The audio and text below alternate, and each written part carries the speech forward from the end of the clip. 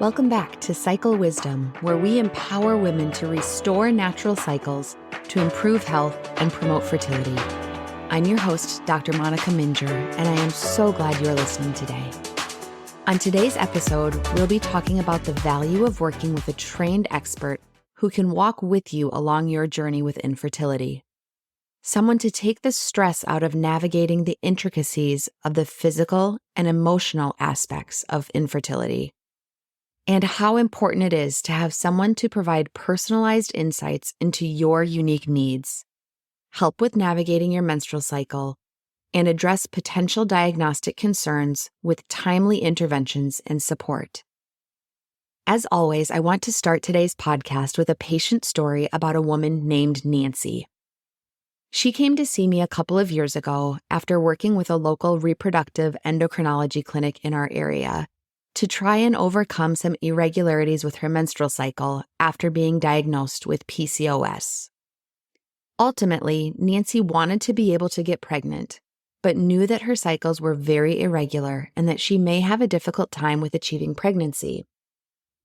What Nancy had after over 3 years of working with this specialty clinic was a lot of heartache, frustration, and no real answers to her underlying concerns, in addition to no pregnancy. She had multiple office visits where she and her spouse took off over 25 days from work to be able to go to the appointments. They had also spent a significant amount of money on evaluation and treatment plans that didn't give them any answers. In fact, they had invested almost $50,000 into IVF cycles, where she had horrible side effects from the medications each cycle that she needed to take in order to get her body primed for each transfer. What Nancy and her husband found was that the promised value that she received from spending that time and money did not pan out in getting the answers that she had been hoping for. While she was upset that she still wasn't pregnant, she said to me, I've been working with them for 3 years now, and I still don't have any more answers than when I first stepped through their door.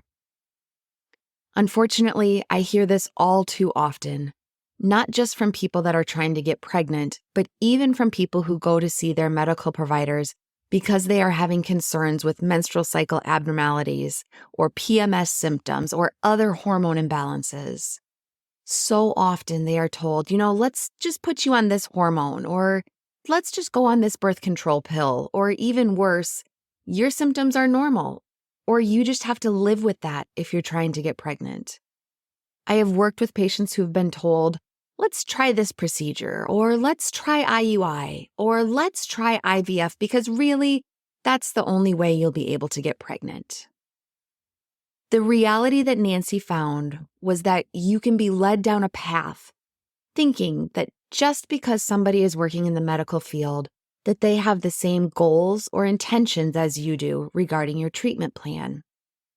The stark reality is that some medical professionals have their own agenda as to how they want to solve the problem, or they may prescribe treatments for you without ever taking your needs into consideration or taking the time to walk with you along your journey. Now imagine instead an alternative reality where doctor and client work together with the same goals and intentions from the start. I want to give you an overview of what it looks like to work with somebody such as myself, who is able to really give a better understanding of what's going on with your cycles and how we utilize all of that information in a way that makes sense for you and your goals. I am so privileged to walk with women and couples who are dealing with infertility, helping them to navigate the steps we need to find answers and cycle wellness. So initially when Nancy came to us, we started her off with doing some charting, and in her case, we chose to utilize Creighton model for tracking her cycles. It's what made the most sense as far as trying to help her out from a medical standpoint, and really gives a lot of information as to her cycles and signs of fertility. So she started working with one of our trained fertility care practitioners to learn this method of charting.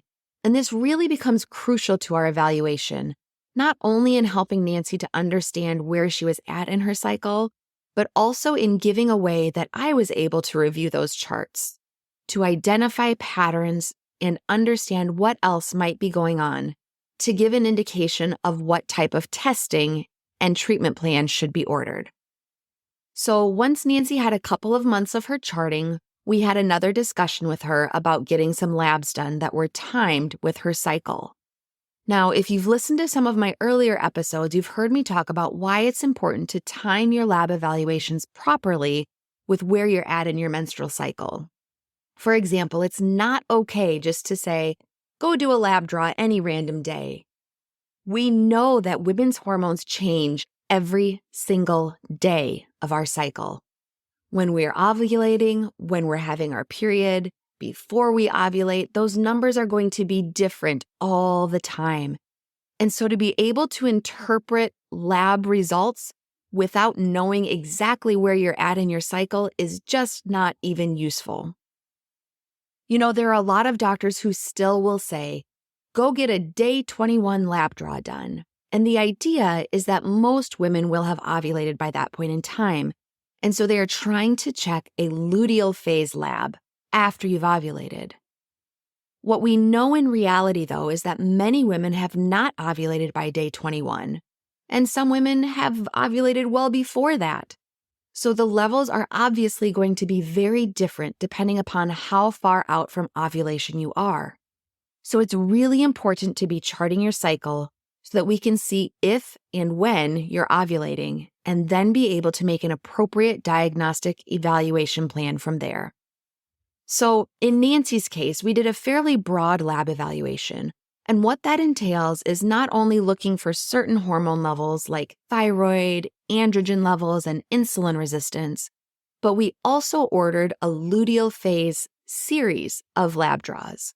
And what that means is that after Nancy ovulated, we started her on lab draws 3 days after that specific ovulation date. And then she went and got her labs drawn every other day until her next period started. Now, don't worry, we don't need to do that every cycle, but we look to see what's going on in that luteal phase over time because it's important to know, where are those levels increasing? Where are they decreasing? Is that appropriate in respect to where she is from her time of ovulation? For some women, we find those progesterone levels, for example, can start off looking great, but then they can drop off towards the end of the luteal phase. And that can actually cause some significant issues with early miscarriages, PMS, or even infertility. If we would just check a one-time lab draw, that may look okay and not give us that full picture of the series lab draw.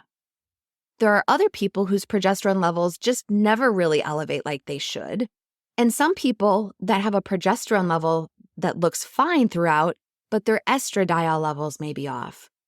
And so really, depending upon where a woman is at in her particular cycle on any given month is so critical to understanding and interpreting that lab evaluation. The other important piece to recognize here is that when it comes to evaluating everything, your diagnosis is only as good as the information that was obtained during a thorough history and evaluation process. So if you come in and say, hey, I've got these symptoms and here's my charting for you to review, I typically have a pretty good idea of what's going on just based on the charts and your background. But we do still need to confirm that with those timed lab draws to know for certain what's going on with your cycles. This helps me to really be able to look at you and your symptoms not just as a series of events, but to evaluate you as a whole person regarding your menstrual and fertility health. You know, there's a lot of complexities when it comes to not only fertility, but just menstrual cycle health in general. And it is so important to be working with a trained professional who can interpret those fertility signs, identify irregularities, and provide some insights into potential causes. Now, the other piece that we talk about is after you have an appropriate diagnosis, working together with a treatment plan that makes sense for your needs. In Nancy's case, we took our diagnosis and provided treatment recommendations based on her intention to achieve pregnancy. With her PCOS diagnosis, we discussed different supplements, dietary and lifestyle changes, prescription medications, as well as alternative treatment options to improve her chances of fertility. If she had not been trying to get pregnant at the time, our treatment recommendations would have been changed to match her goals for improving symptoms and regulating her cycles in a way that made those symptoms more manageable. We worked together to help design that treatment plan to what made sense for her. Over the course of 6 months, Nancy started charting with our trained instructors, had 3 office visits with me, went through ultrasound and extensive evaluation. We initiated treatment, and then we adjusted that treatment plan, and by month 7, she had a positive pregnancy test. Now, she was obviously ecstatic about being pregnant, but she expressed on more than one occasion how she was so glad to have answers and to work together with someone who cared about her journey enough to find solutions. In her time working with me, she missed only a couple days' work to get to her visits. We ended up doing a couple of those visits via telehealth, and she spent less than $2,000 to get real answers and very real results. You know, Nancy ended up overall spending a lot of time and money and energy in realizing that she wasn't initially getting the answers that she needed working with her first provider. And I think ultimately, when it comes to working with a medical professional, it's very important that you can evaluate, what am I going to get from this service?